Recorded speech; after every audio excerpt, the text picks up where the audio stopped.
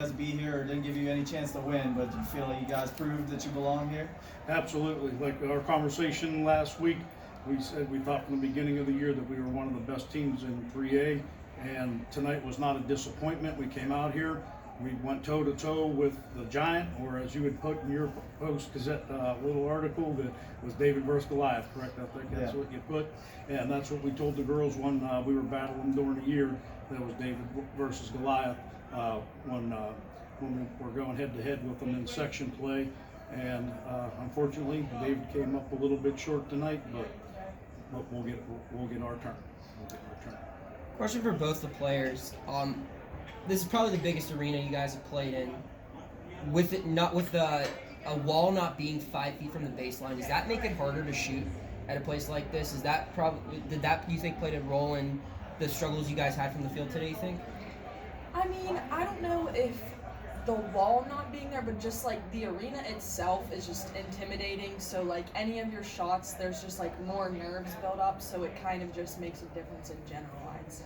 Yeah, I wasn't necessarily like scared to come out here and play North Catholic because we played them before. I mean, I was just scared. I'm nervous because of the arena and the atmosphere in here.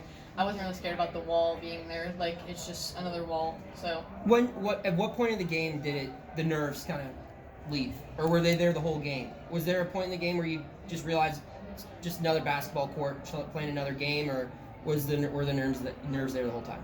I think after the first couple minutes for me, my nerves went away, and I just was thinking, okay, yeah, it's just a regular game with all our fans here. Like we just have to play how we normally do. Yeah, I'd agree with that. I'd say just after the first like 5 minutes, you get worked into it and like get into the groove of things, and then you kind of just go from there. Coach, anything in particular did you fell behind? I think it's 21-12 in the second period. It looked like they were getting ready to run away, and you worked your way back. Yeah, our motto all year has been no quit, and this team battled from the opening tip to the final whistle. We just give 100% every single time we're on the floor. We knew it was going to be a game of run somewhere along the line. Fortunately, we held them to one run, and we were able to hang close and keep chipping away. Unfortunately, it was on both ends of the floor. We missed some layups, they missed layups. We missed free throws, they missed free throws. And I mean, you can break the game down to that factor there, that if we'd have made a few more layups or a few more free throws, the outcome's different, but they did the same thing we did on the other end of the floor. So it was a great battle between two teams that showed that we are the two best teams in 3A. Coach, with that explanation, is there anything that you take away from this that you can learn moving forward, or is it just something as simple as, hey, they made a couple more shots than us, let's put in the pass and get ready for states? That's what we have to do. We take it one game at a time. This game's over. We'll relish the moment while we're here and on the bus ride back. But tomorrow we get into the gym and we start prepping for our first round for the states. And for the first time being here ever in school history to be playing in a championship game, I think that we were loose coming in. Like I said, they had a few jitters in the first few minutes of the game, but we shook those jitters off, and we came out and we played Freedom Lady Bulldog basketball, and that's what we're all about, doing the best that we can, no quit, going toe-to-toe from opening whistle to the final whistle, and that's what we did all season, and we didn't disappoint ourselves, their parents, their grandparents, aunts, uncles, cousins, the school district. They performed admirably.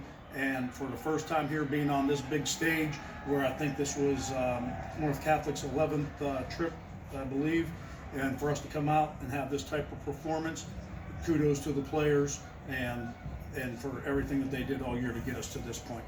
Renae, I don't know if you got a chance to look at the box score yet, but definitely left it all out there. One of your last high school games, 18 points, 12 rebounds, 3 assists, one little injury at the end. Yeah. But what happened there, I guess, was that just a result of just leaving it all on the court?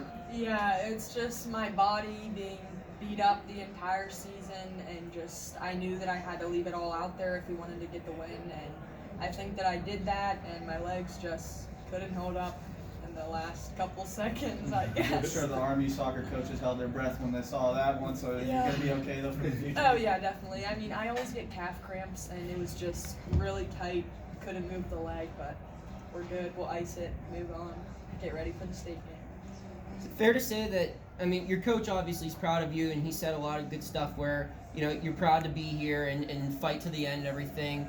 For some players, that might be tough to hear at the moment where you're really just sad after a loss, but it seems like you two have like buy into that completely, where you're able to look big picture even minutes after a game. Is that true? I mean, I think definitely I think we could still go far in states, and so we gotta we played a good game regardless, even with a loss, and so I think that we just take that once again and use it as motivation for our game that's going to be coming on Tuesday. Yeah, I agree with that. I mean, we just gotta put this game behind us. I mean, we left it all out there, and even though we tried our hardest and we still fell, we still have to look forward to states and put that behind us and just work harder and harder each day in every practice. Coach, what's that say about your players that they're able to have that mentality like 10 minutes after losing a championship? That shows great character. That shows that they are true athletes and true basketball players, because they know you live for the moment. Then once that moment's passed, you got to start looking forward and preparing for the next game ahead of you. And like I said, it's just been that way all season. We approached every game one game at a time. As soon as that game was over, we forgot about the win.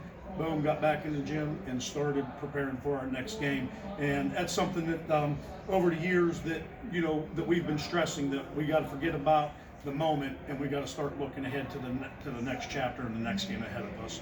And we did a great job this year of putting that game behind us and moving forward and prepping us so that we could get to this position where we were tonight, playing for the WPIL championship.